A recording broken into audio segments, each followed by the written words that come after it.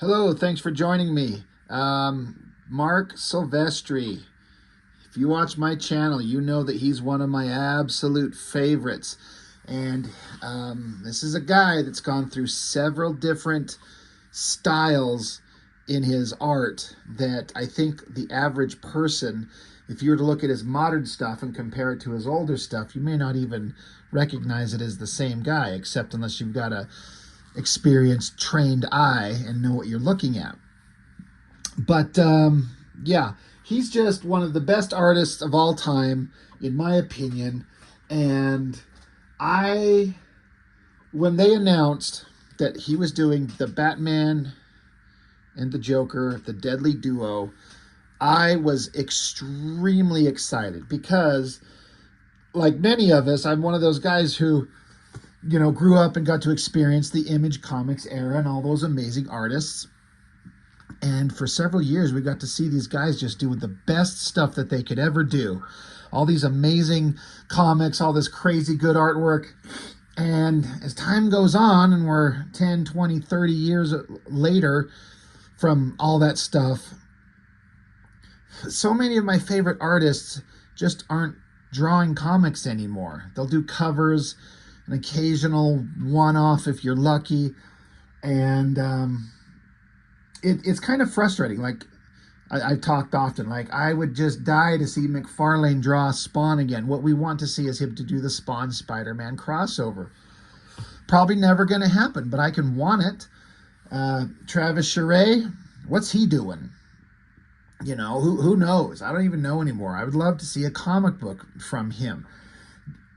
Jim Lee has been pretty consistent, drawing some stuff periodically over the years, taking on a project, and you can get his work. My problem is that I don't really care for Jim Lee at DC Comics. I'm just not that interested in DC Comics characters. I love Batman, I love Superman, and excuse me, the right story, with the right artist, I'll pick up anything by any character, even if it's DC, which is not a comic company I normally pick up anything from because I'm just not into their comics. But you get the right artist, the right creative team, I will check it out. But Jim Lee, he was my favorite artist forever and ever and ever, and he's over on DC Comics and doing anything he does. I'm just not interested. I stopped picking it up after he did Hush. And then he did that Superman huge-ass series. I can't even remember what it was called. It was so boring. It was so boring. Anyway, the point being is that sometimes you sit around waiting for your favorite artist to finally pick up and do a project again. Like something that they're passionate about. More than just one issue. Like several issues. Kind of like, Jim Lee did on Hush. He gets on there, gets with the writer, and they do this big, long, and I can't remember. How many issues was that Hush storyline? 8, 9, 10? I don't remember. All I know, it was a lot. It was a lot. And that made it, a very worthwhile. An artist taking on a project that they want to put everything that they have into it. That's what we get from Marc Silvestri on the Batman Joker, the Deadly Duo. That's what it seemed like to me. And I was super excited. Again, I like Batman, but I was kind of at work today and just kind of mindlessly doing some tasks, and I was thinking about this. I'm like, I don't like quite so much Batman, the comic book character. I like Batman, the concept, which I was introduced to on TV and movies. So I like Batman. I like the whole mythos surrounding him, but I'm not particularly concerned about the comic book continuity because it's been around for so long and there's so many variations and so many splinter characters. I just don't even know anymore. So, I'm not too concerned about Batman in a comic book, but you put Marc Silvestri on it. Finally, exactly what I've been dreaming of for years is he's finally drawing something again.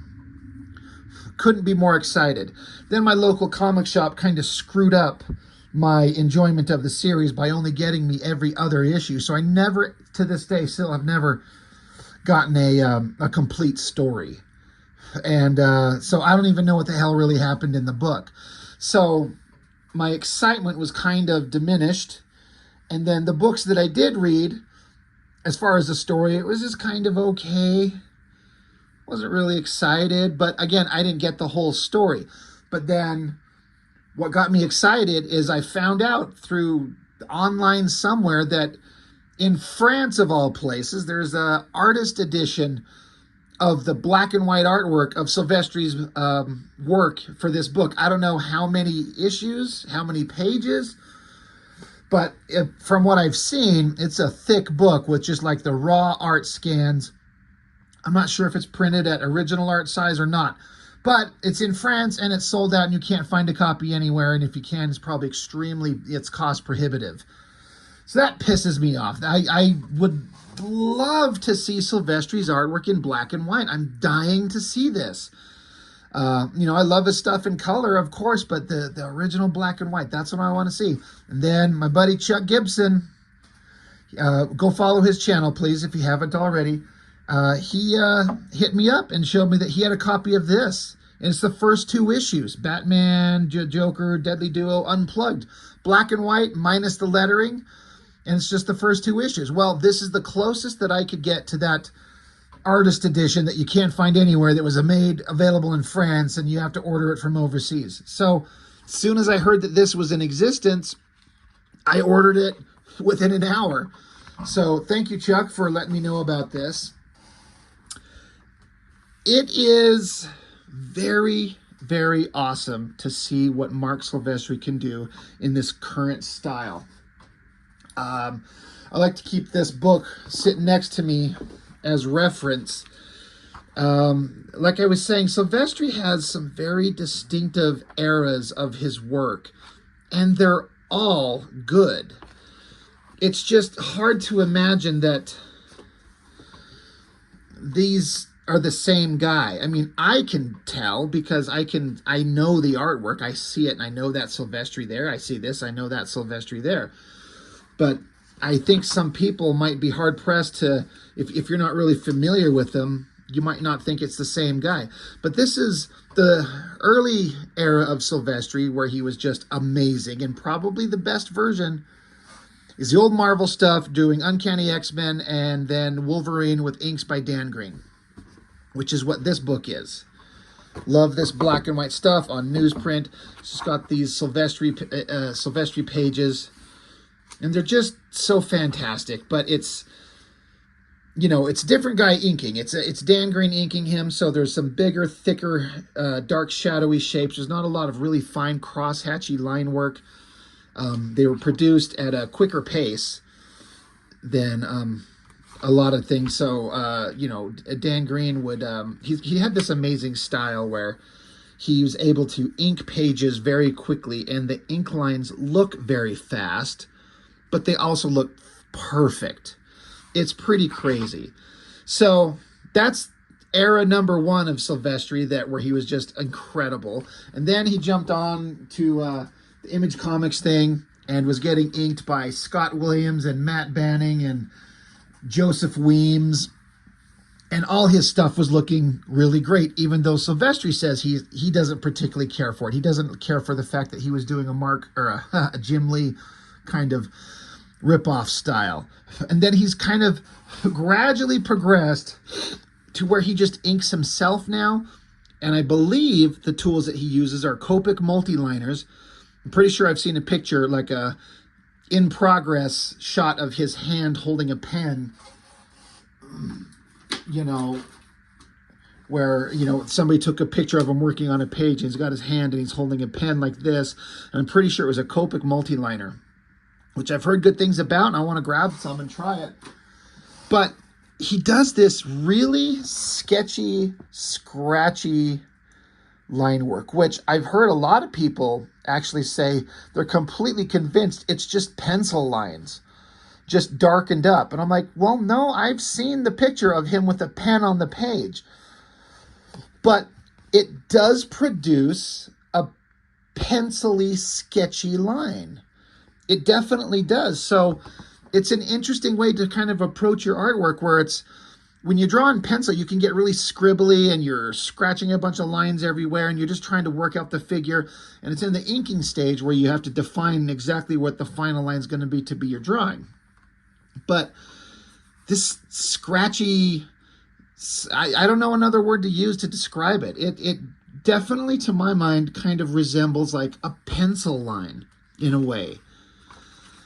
I can't decide if I think, I was going to say I can't decide if I think this is the best version of Silvestri. I bet you he thinks it does. I know a lot of people do. It's certainly up there with his best stuff, but I think I prefer the Dan Green inked Wolverine and X-Men stuff, and there are certain elements to the 90s Image Comics stuff with the Scott Williams and the Joseph Williams and the Matt Banning inks that I like a little bit better than this, but it's like just barely better to my mind. Putting all that aside, you can't go wrong with Silvestri's drawing ability. He can draw anything, and it's so organic and beautiful and evocative. I love his, like, in this scene here, it's Harley Quinn, and she's down some kind of, like, in a pit, so we're looking up at this guy, whoever's got her captured. I love the little line work to show, like the glinting light above, and then just the simple things like this brick structure around this tunnel, and these big logs and the wood grain texture all over him. He's got this organic style is the best way that I can think to describe it. It's not like super clean, like a single clean line to define a thing. It's like a scratchy, organic look that just works so well. In a way, it's kind of what I feel like Joseph Weems inks on Marc Silvestri. I've said before is maybe I keep going back on which is my favorite version of him, but Joseph Weems inking Marc Silvestri, I like maybe the best when someone else is inking him outside of Dan Green, because it's got a very rough, scratchy, organic style. And that's what Silvestri himself, it looks like he's leaning into on his own. But in this case, I would love to see a time lapse. How much awesomeness would be there to see him actually physically drawing like this. I would love to see how he actually works out these lines and how he just scribbles and scratches them in. What would his pencil drawings on this figure look like to start? I imagine it's really rough, because an artist, if you're inking yourself and you've been doing it for any kind of time, and Silvestri's been doing it for 4 decades now, I think. I bet his rough pencils are really rough, and then he just kind of figures it out with his inking stage. So great expression shot on her face there, and then if you're like me, you're probably staring at this city shot, this landscape here. The cars on the ground, the lights. I love this bright light kind of section down here at the bottom, and then the structure, and then look at the sky. Like, how do you get atmospheric skies in sketchy pen line? Well, ask Marc Silvestri. He'll show you. I guess we got I'm trying to remember the name of the fat schlubby cop. All I can think of is Eckhart from the first Keaton movie, and I don't think that's the character's name. Somebody will correct me. But besides drawing like big muscular heroes and hot babes and monsters and shit, I've said this before, Silvestri can draw it all. Here's like an overweight, normal looking dude. Great hands, great gloves on, the hat. Like, there's nothing that he can't draw, and everything he draws looks amazing. Like again, Batman, I'll be honest, Batman to me, oftentimes in these books, was the least interesting visual thing. I liked everything else surrounding Batman, not him himself. Because Batman's just a flat black cowl and cape and pointy ears, and it's a visually exciting thing, but I don't know. In terms of just the art that we're being shown, sometimes I just get more interested in, like, I'm more interested in that face than that one. I'm more interested in this figure here than anything else going on in the page. Now, Batman's only in silhouette. Like, we're kind of reserving we're withholding showing Batman in a big glory shot until maybe the very next page. You will see. This shot of the face, that is so cool. But it's so rough and scratchy. I wonder what the colorist thought of this, trying to figure this out. I bet they probably had a good time. Another great hand holding the gun there. God, that's neat. But yeah, we need a big, awesome shot of Batman. Like, this is Silvestri. Like, Batman's here. It's Gotham. There's a crime. He's in shadow. He's investigating. He did his normal thing where he dives out a window. Then you flip it over. And of course, the first thing you see is this. And how can you not just be blown away? But, you know, the panels are, it's an above head shot. Again, great car shot and down angles on people. And then a low shot looking up. Great high angle on the skyscrapers. And then Batman, of course, a little tiny dot silhouette in the moon. Guys looking. And then he swoops down. It doesn't make any sense why his hands holding his cape like this would turn into a glider mode. Who cares? It looks great, right? All the great lighting on the face. And then this alley shot at the bottom. I remember even looking in the colored version of the original first issue, just looking at that alleyway shot. So organic and detailed and believable. Like, I love the papers blowing in the wind. And then just imagine like you were tasked to draw an alleyway, and it's like knowing to put in like the doors and the little electrical boxes, the fire escapes, the garbage cans, all these little details to make it look believable and like a realistic cityscape alleyway shot. It's not easy to figure that out until you've done it a bunch of times. And then look at this freaking city shot. Like, where do you even start? Again, I'd love to know how he did his process. Like, is he using a ruler and gridding out like a bunch of, you know, up and down lines, you know, vertical lines, and then doing his 2-point perspectives in his perspective grid, and then he comes in and just inks it? I would love to know how he did it, and I wish we could have like a video, like a time lapse. I wish he would just sit down and turn on a camera and record himself drawing so we could see this. I like the sketchy little Batman symbol in the sky. Got Catwoman again. Are you going to find another artist who draws hotter comic book women? I love that outfit. It looks like a perfect black leathery vinyl outfit with all the shiny parts all over it. And then her face there. Those facial features are so great. I don't hate this version of the Batmobile. I don't love it either. It just looks like a supercar, like a Bugatti or some kind of high-end thing like that, which it should be. I mean, it is. It's a freaking Batmobile, but I don't know. I don't know what I want from a Batmobile in a comic book, but I guess what I see is I'm more akin to like the Tumbler from the Dark Knight Nolan movies, because that's like an urban assault vehicle that can actually run over things. When you got a car that's as low slung as this to the ground, he couldn't even turn into a fucking Walmart parking lot and not be scraping his bumpers. Like, it needs to be up off the ground with a strong suspension. I don't know, who cares? We're talking car shit. It's just a low slung fucking hot rod, and that's fine. Again, look at the cityscape here. And then the train railing coming. How do you even figure that out? Silvestri, I feel like you could see in here that he was motivated to do this. He was putting everything into it. This gross monster face. Batman jumping out of the car. Of course, you got the big central shot of him leaping out. That looks incredible. Absolutely fantastic. I love how he decks the guy. It's a great figure shot. So we're getting all the big, cool, strong shots of Batman. I find myself being a guy that's like looking at the arm anatomy, seeing how he draws it and like wanting to incorporate it next time I get to draw. Big, strong, layered muscles. Fantastic stuff. This bad guy's beating the shit out of Batman. I remember this guy was some kind of super powerful monster. Another great city shot in the background. Just look how fantastic this stuff is.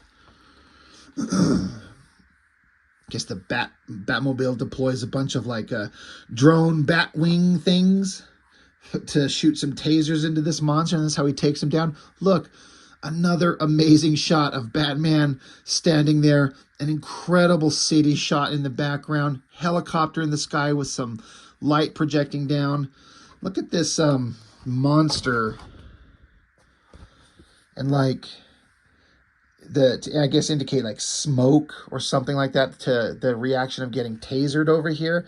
It's like some kind of whiteout or something drawn on top of the black and white line work. Love this shot of just the regular human, like SWAT team cops in gear. Good facial features, perfect details. Certain other artists that worked at Image Comics that could just learn so much from Marc Silvestri. Anybody can learn from Marc Silvestri. Holy God. More great faces. Batman looking awesome. Great hands. Great organic backgrounds. This explosion scene down here, like the train running, and then how he draws that explosion. As I understand it, this book was in production for years, and I wonder how much of the artwork was a delay on that. I was given some kind of like insider information. I got to talk to somebody who worked formally for Silvestri, and he kind of gave his opinion that Silvestri was hired on to do this, and then DC Comics was bought out by, was it Time Warner? Whatever happened, and that threw kind of a whole monkey wrench into the release schedule of this thing, because they had to renegotiate how things went. So, but this thing, from the time we heard about it and saw him working on it till the time it was released, it was years, several years. In fact, it got really frustrating. Every artist that does Batman has to do their version of the Bat Cave. And it's pretty awesome. I mean, I'm not blown away by it, but it's also just, it's perfectly, you know, you understand different versions of Batwings up here. There's a copter. And of course, there's always a whole ton of different type of Batmobiles in here. And I'm always looking to see if there's some version of it that's familiar. Like, a lot of times you've seen artists put in like the Keaton one, or the Val Kilmer one, or the Adam West one. That's all fine. Like, I don't know, part of me thinks this book would have looked better released in black and white. The colorist did a great job, don't get me wrong, but the artist in me would just, I'd rather just see this in black and white. I'd just release every issue in black and white. Great lighting, great cape. I do remember reading this, and of course I'm loving the artwork. I'm looking at the organic folds in the Joker's jacket. I started having the first time thinking when I read this book, and it came out like a year and a half ago, I think was issue 1, something like that. I started realizing I'm getting sick of the Joker. He's just everywhere. He's saturated in everything. We've seen so many versions of him. Everyone loved Jack Nicholson. Then everyone loved Heath Ledger. Then everyone hated Jared Leto. Then everyone loves Joaquin Phoenix. And then he was sort of in the Twilight Vampire Batman movie, sort of. And now they're restarting the DC universe and they're casting another Joker. I'm like, I'm done. I'm done with the fucking Joker. But people are sucking it up, so what do I know? I guess Silvestri does a pretty good Joker. I mean, I think he's kind of hard to figure out. I don't like when the Joker's drawn with the big, long, pointy, unrealistic beak nose. I like that he keeps his features relatively realistic, except for the grinning smile. That works well. God, look at this down angle city shot. It's just so dense. It's freaking fantastic. These shots. The upshot of the Joker's face there, fantastic. Interesting, if you look at this, when he's scribbling in really roughly the black lines all around his eye, it looks like a Sharpie marker that's fading. Like it's not fresh anymore. So you're not getting a black line, you get like a gray line. So I wonder what he's using to do these. If it's still Copic multi-liners, just a thicker tip, and the more you scribble with it, the ink isn't saturating the tip quick enough, and so it fades out. I don't know. I really want to know. Great face, close-up on the eye, the anatomy of the eye, nose, mouth. Look at this top shot. Again, I'm just wowed by these cityscapes. I especially like the smoke drifting across the city. That's really cool. So Batman captures the Joker, and then the whole story is like there's some evil monsters out there, and we all think it's the Joker, but the Joker, he's like, it's not me, we need to team up. Batman and Joker have to team up. Deadly duo instead of the dynamic duo, which is a fair kind of concept, sure. More great shots of these monster creatures, and another amazing city shot in the background. Holy shit, is that really good looking. Great cover to book 2. Just wowed by every time I see Silvestri's ability to draw not just big, strong, muscular superheroes, like normal looking girls tied up, the background here with all these pipes and shredded tarps and drapes or whatever the hell it is, regular old schlubby guy, the dude tied up in a bed with chains. Look at, God, another amazing cityscape, this low angle, again, the subtle indication of the bat signal in the sky, and look at these cloud formations. It's like just little half-circle sketchy lines. Like he'll do a puffy cumulus nimbus kind of cloud and then do these like half-circle, you know, gesture drawings to get this evocative cloudscape going on above the city. And they're darker back here. It gets lighter over here. The perspective is perfect. The building architecture is fantastic. They're not just square or rectangular flat-shaped buildings. There's an organic life to it all. It's no wonder, like everyone, as far as I can tell, like I follow Silvestri's Instagram, and when he was posting this up, you know, artwork in progress and talking about the book when it was released, every artist working today and in the past that he worked with, anybody, they're just all going online and just complimenting how goddamn good he is. Like Silvestri, I feel like he's revered. He's one of those modern masters that's been good for so long, and he's so good that everyone just loves him. And I agree. I'm right there with him. What a great shot. You take the opportunity to show Batman getting attacked by a bunch of random monsters. Great anatomical shot, legs, the body, the arm. And then one of those things I love about Silvestri is this organic looking clothing, the folds and textures in the clothes that these monsters wear. He always does the folds in cloth so good. Looks absolutely fantastic, of course. So Joker was tied up and now he's kicking these monsters, got to get away. Batman in the distance chucks a batarang while being attacked by these monsters and splits the line so Joker can get away so he doesn't get killed, because these monsters are super powerfully strong. Another great top angle, you know, looking downward looking shot of a cityscape there. Good shot of Batman's face as the Joker's going over the side. Great buildings in the background. Again, I'm kind of surprised at how much I'm just noticing these city shots. Like, they're just so perfect. I got to keep this book around. If I ever have to draw city shots, this is what I'm going to learn from. It's kind of more of the same. Great shots. Batman fighting monsters, saving the Joker. High-angled shots, low-angled shots, backgrounds everywhere. Look, even the gargoyles. Like, Batman shoots his little wrist-mounted batarang and snags onto a gargoyle creature there. Absolutely beautiful. Another great shot of Batman. Again, you could look at that and be like, that's pencil line.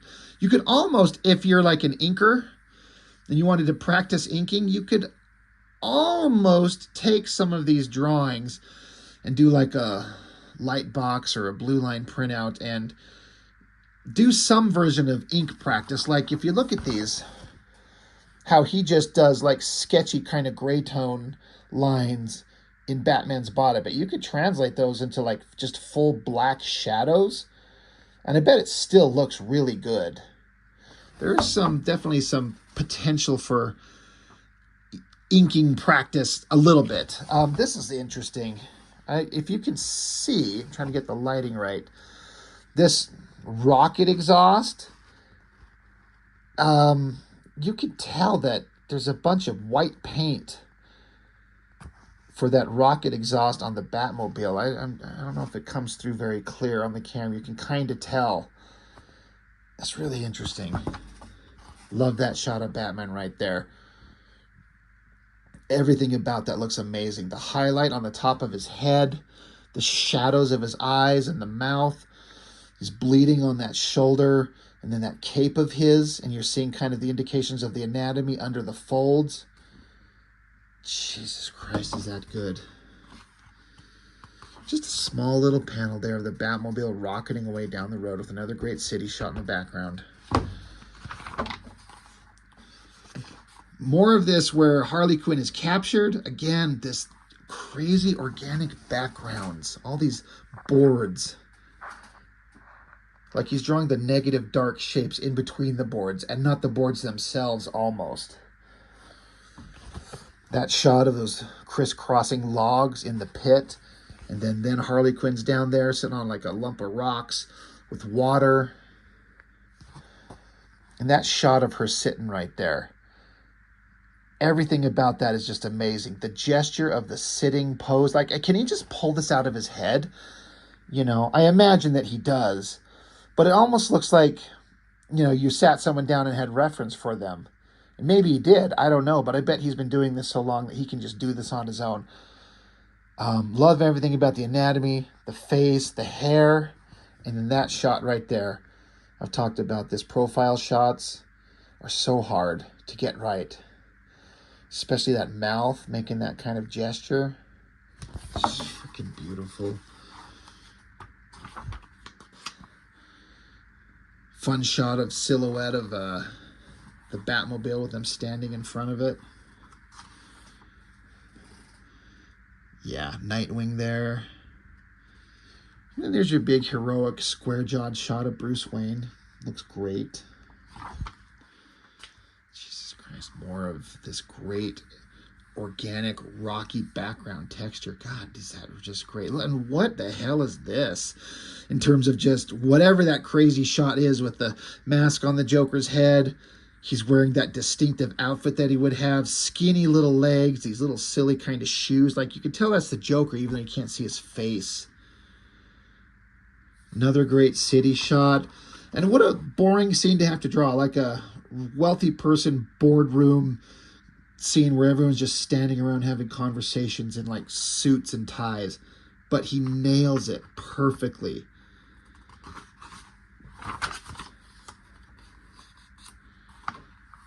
I could just stare at this stuff forever. There's always something to learn. Catwoman probably with a cute kitty. Of course he's able to draw cute cats. Just goddamn more. Look at the background shot. More dark skies and the pen work up there. And then these boards and destruction and rubble on the ground. Like, you'd think that would be kind of easy to do, but I try to do this every time I get the opportunity, to draw debris and rubble on the ground exactly like Silvestri. And I can't. I do a poor imitation of it every time, and it never looks right. That's a great shot. This long panel of all these people standing around in hoods with these gross, smiling faces with sharp, rotting teeth.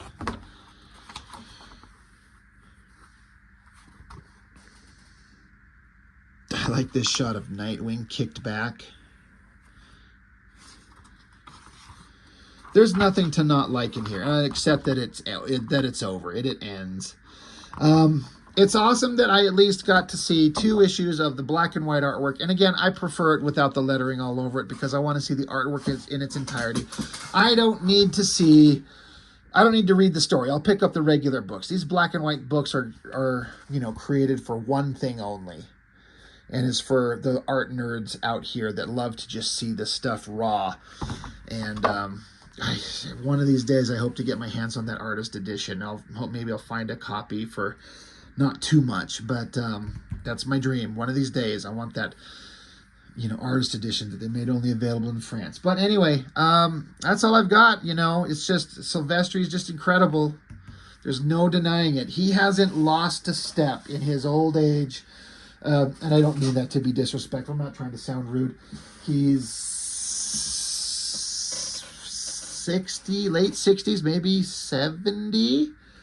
God, I'm trying to think, how old is the man? You know what? Since I brought it up, we're going to look it up real quick. Let me type it in here.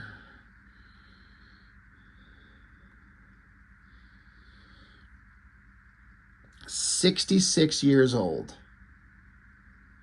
It's an interesting picture with the eye patch over his face. 66 years old, born in 1958. He hasn't lost a step. He's just gotten better and better.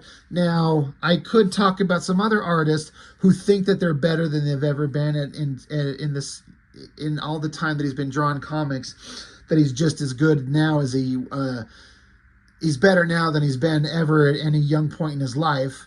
You know, Silvestri is, and some other artists, like, we won't mention their name at all,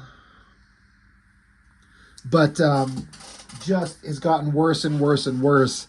And everyone can just sit back and just marvel at the skill of Marc Silvestri. And I hope we get at least a couple more big projects like this out of him before he kind of gives up drawing comics forever. We're just all the better for it. You know, as creative folks, we get to see this kind of stuff. He is an absolute master, and there's never going to be enough. So I hope he gets back onto another project soon, because I'll be there first in line to get it. Anyway, that's it. That's all I've got for now. Thank you for watching. I appreciate it. I'll see you next time.